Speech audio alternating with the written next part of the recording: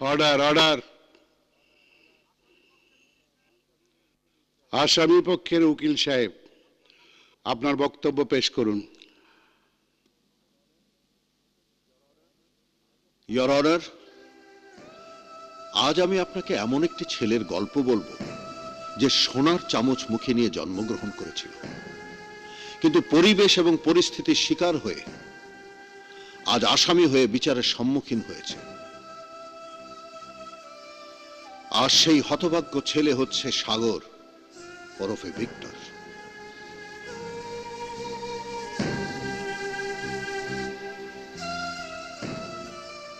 Victor যদি আসামি হয়ে থাকে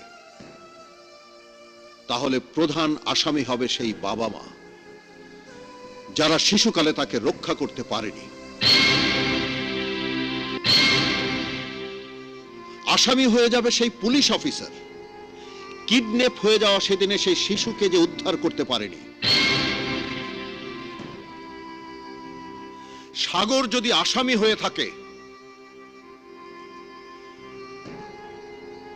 তবে সেই বিচারকও একজন আসামি, যিনি একজন অপরাধীকে শাস্তি দিতে গিয়ে এক নিষ্পাপ শিশুকে মহা শাস্তি দিয়ে ফেলেছেন। সাগর যদি আসামি হয়ে থাকে তাহলে সেই মাও একজন আসামি, যিনি তাকে মাতৃস্নেহ থেকে বঞ্চিত করেছেন, পরিবার থেকে বঞ্চিত করেছেন, সামাজিক শিক্ষা থেকে বঞ্চিত করেছে, এমনকি একটি স্বাধীন দেশের সুনাগরিক হয়ে বেঁচে থাকার অধিকার থেকে বঞ্চিত করেছেন। ইয়োর অনার, কোথায় সেই সাজাপ্রাপ্ত ফাঁসির আসামি? সে তো ঠিকই পালিয়ে গিয়ে মুক্ত জীবন যাপন করছে।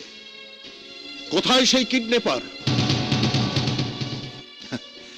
কার বিচার করবেন ইয়োর অনার? সন্তানকে রক্ষা করতে না পারা সেই পিতামাতা, কিডন্যাপারকে ধরতে না পারা সেই পুলিশ অফিসারের, কিডন্যাপার জাফর খানের, পলাতক আসামি গফফর খানের, নাকি নিরুপায় অসহায় সেদিনের সেই শিশু, আজকের এই যুবকের? কার বিচার করবেন your honour? Order order. My dear lawyer, আজ এখানে আমরা অন্য কোনো অপরাধের বিচার করতে আসিনি। আমরা এসেছি আসামি ভিক্টরের বিচার করতে। ভিক্টর যে নিরপরাধ তার কোনো প্রমাণ থাকলে আদালতে পেশ করুন। ইয়োর অনার, সাগর এক ক্রিমিনাল গ্রুপের ষড়যন্ত্রের শিকার, আর সেই ষড়যন্ত্রের জাল ছিন্ন করতে না পারলে ন্যায় বিচার বিঘ্নিত হবে। ন্যায় বিচার সবারই কাম্য, এবং ন্যায় বিচারের জন্যই আমি আপনার কাছে জানতে চাই সেই ষড়যন্ত্রকারী কে? The question in the question is the question, and the answer is inside the question. Your honour, সেই ক্রিমিনাল চক্রের খোঁজ করার জন্য আমি আসামি সাগর ওরফে ভিক্টরকে একদিনের রিমান্ড প্রার্থনা করছি। সরকারি উকিল সাহেব, আপনার কোনো আপত্তি আছে? 10 জন অপরাধী মুক্তি পেয়ে যাক, কিন্তু একজন নির্দোষ যেন শাস্তি না পায়, আমি তাতে বিশ্বাস করি। ন্যায় বিচারের স্বার্থে একদিন এমন কোনো বেশি সময় নয়। আমার কোনো আপত্তি নেই your honour. Okay, remand is granted.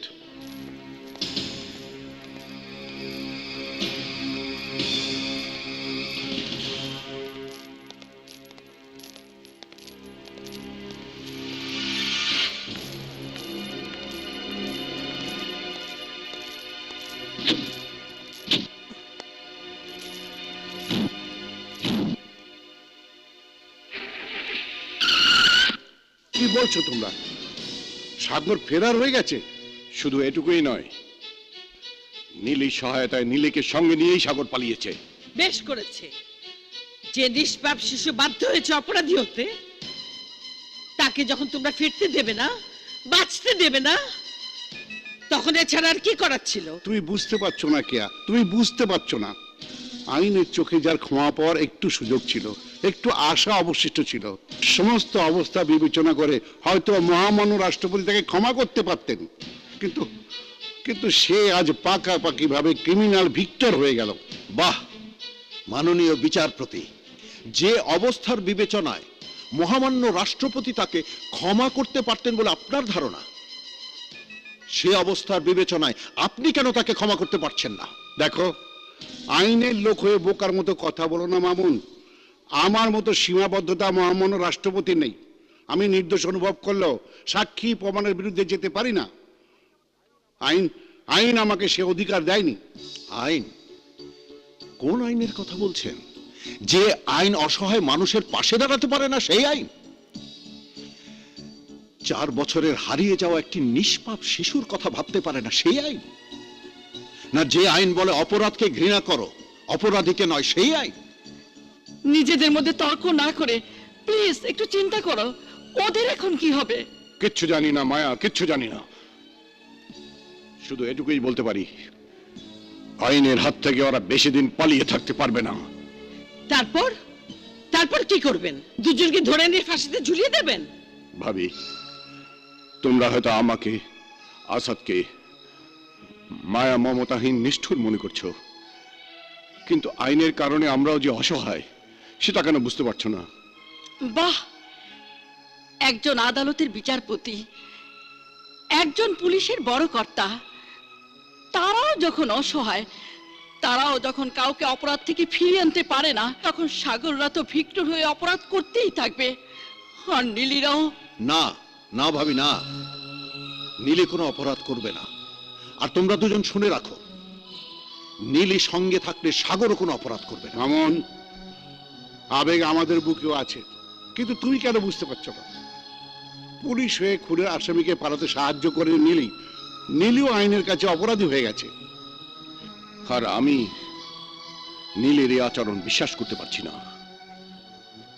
কোনো ব্যাখ্যাও খুঁজে পাচ্ছি না, বুঝতে পারছি না কি ওর উদ্দেশ্য।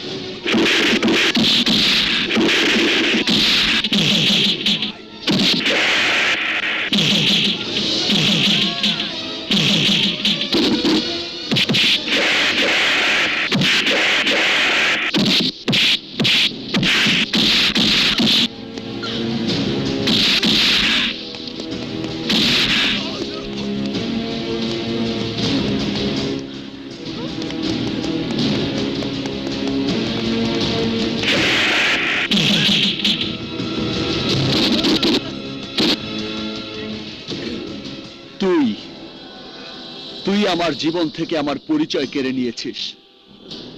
তুই সারা জীবন আমার মা বাবাকে কাঁদিয়েছিস। What? তুই আমাকে বানিয়েছিস পৃথিবীর মোস্ট ওয়ান্টেড ক্রিমিনাল। তারপরেও তুই আমাকে ফাঁসিতে ঝোলাতে চেয়েছিলি। এবার তুই ফাঁসিতে ঝুলবি।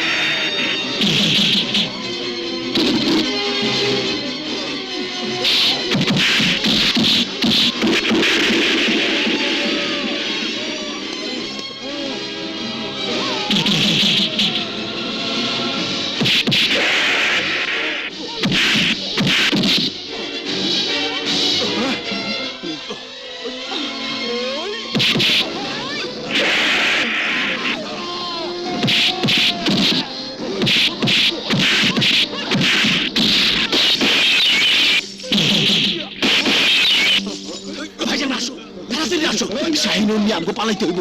আসো আসো আসো।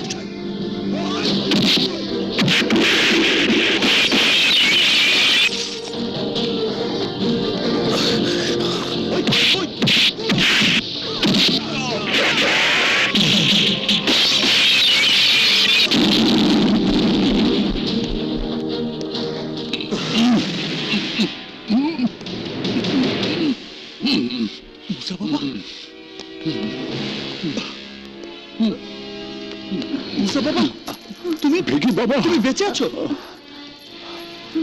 আল্লাহ তোমার জন্য হয়তো আমাকে বাঁচিয়ে রেখেছেন। এখানে আর দেরি করা যাবে না। দেরি করলে জাফর খান, গফর খান শাহিনুর নিয়ে দেশের বাইরে চলে যাবে। চলো। তাড়াতাড়ি আসো, দৌড়াইতে পারো না? তাড়াতাড়ি তাড়াতাড়ি।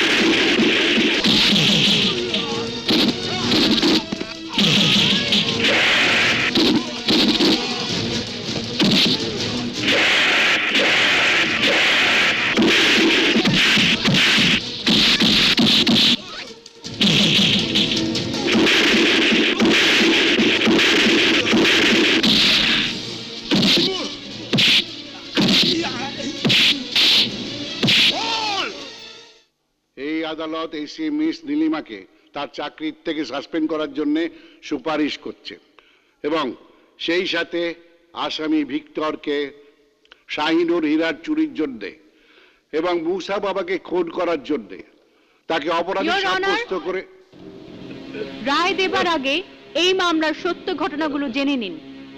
এসি নীলিমা, আপনি কাঠগড়ায় দাঁড়িয়ে কথা বলুন এবং আসামি ভিক্টরকে কাঠগড়ায় দাঁড়াবার জন্য নির্দেশ দিচ্ছে আদালত।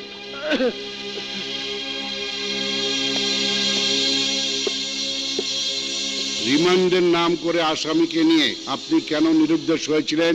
না ইওর অনার, আমি নিরুদ্দেশ হইনি। আসামির কাছ থেকে সত্য উদ্ঘাটন করার জন্যই রিমান্ড। মেরে বা ইলেকট্রিক শক দিয়ে সনাতন পদ্ধতির রিমান্ড না করে আমি সত্য বের করার জন্য আমার ভালোবাসা দিয়ে রিমান্ড তৈরি করেছি, আর তার ফলও আমি পেয়েছি। যে মুসা বাবা খুনের জন্য ভিক্টরের বিচার করছেন, সেই মুসা বাবা খুন হয়নি, উনিই সেই মুসা বাবা।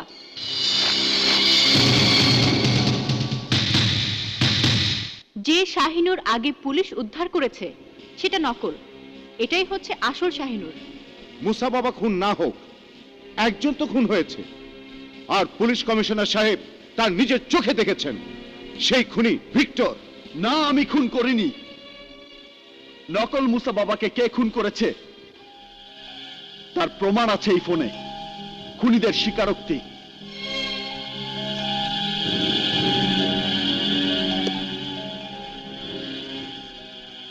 আমি জজের ছেলে সাগরকে কিডন্যাপ করে এনে ক্রিমিনাল বানিয়েছি এবং তোকে ফাঁসানোর জন্য আসল মুসা বাবাকে আটকে রেখে জাগুয়ারকে নকল মুসা বাবা সাজিয়ে তোর কাছে পাঠিয়ে তাকে আমি খুন করিয়েছি।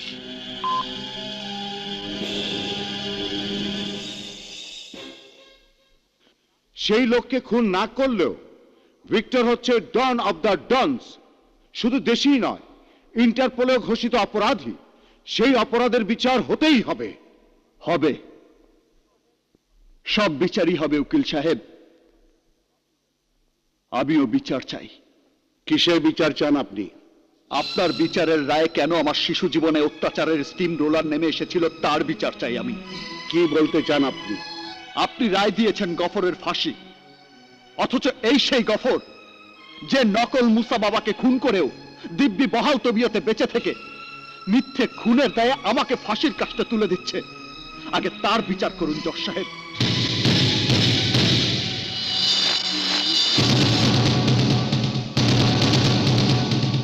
আপনি ঘুষ না খেয়ে জাফরকে ফিরিয়ে দিয়ে তার ভাইকে ফাঁসির হুকুম দিয়েছিলেন বলে জাফর আমাকে তুলে নিয়ে আমার জীবনটা কেন নষ্ট করেছে তার বিচার চাই আমি।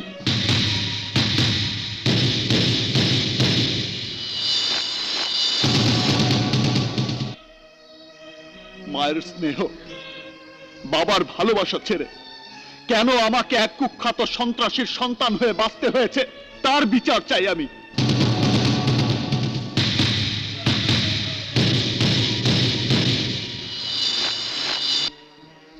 আপনার উপর প্রতিশোধ দিতে কেন জাফর আমার জীবনটাকে সন্ত্রাসের আগুনে ঠেলে দিয়েছে তার বিচার চাই আমি। যে ছেলে জজ হয়ে মানুষের অন্যায়ের বিচার করতে পারত, ইঞ্জিনিয়ার হয়ে দেশের উন্নয়নে ভূমিকা রাখতে পারত, ডাক্তার হয়ে সমাজ সেবা করতে পারত, বিসিএস অফিসার হয়ে দেশ সেবা করতে পারত, সেই ছেলে কেন আজ ডন অফ দ্য টাউন? তার বিচার চাই আমি জজ সাহেব।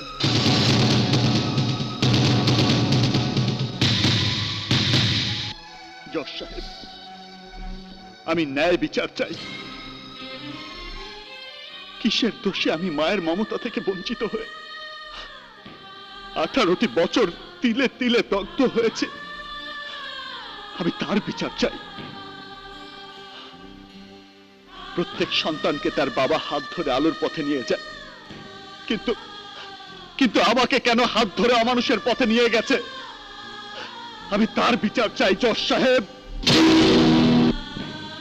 আমার অপরাধের বিচার করার আগে আমার প্রতি যারা অপরাধ করেছে আগে তাদের বিচার করুন, নইলে ন্যায় বিচার নিভৃতে বসে গুমরে গুমরে কাঁদবে জজ সাহেব। জজ সাহেব, ফিরিয়ে দিন, ফিরিয়ে দিন আমার সেই হারানো শৈশব, ফিরিয়ে দিন আমার মায়ের স্নেহ মায়া মমতা, ফিরিয়ে দিন আমার বাবার বুক ভরা ভালোবাসা, ফিরিয়ে দিন জজ সাহেব, ফিরিয়ে দিন আমাকে, ফিরিয়ে দিন জজ সাহেব, আমাকে ফিরিয়ে দিন।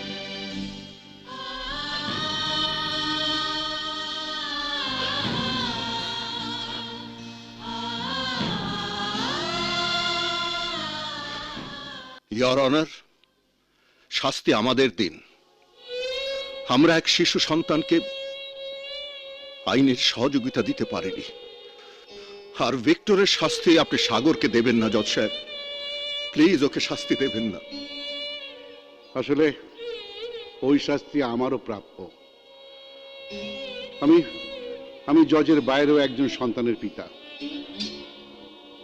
জজ হিসাবে বা পিতা হিসাবে আমি এক নিষ্পাপ সন্তানকে রক্ষা করতে পারিনি। তার জন্যে আমারও বিচার হওয়া উচিত।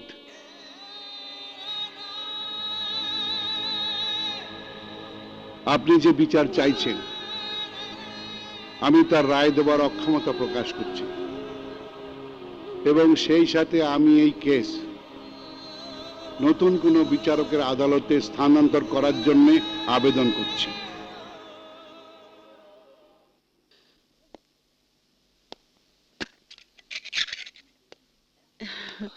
সাগর, বাবা আমার,